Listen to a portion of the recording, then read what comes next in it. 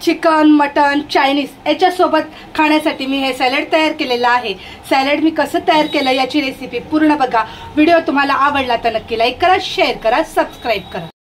नमस्कार, छाया किचन मध्ये मी छाया तुमच्या सगळ्यांचं स्वागत करते। आज मी तुम्हाला सॅलड बनवून दाखवणार आहे।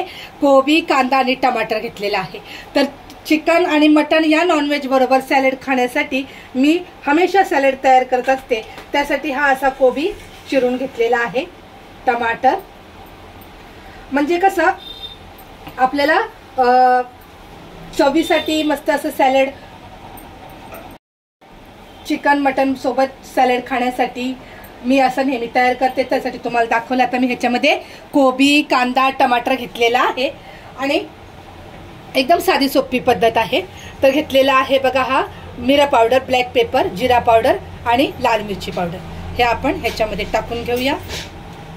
ह्याच्यामध्ये टाकूया आपण थोडीशी हिरवी मिरची आणि चवीनुसार मीठ।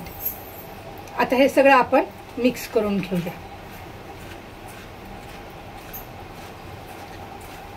सगळं व्यवस्थित एक जीव होईल सगळा मसाला असं आपण मिक्स करून घ्यायचंय।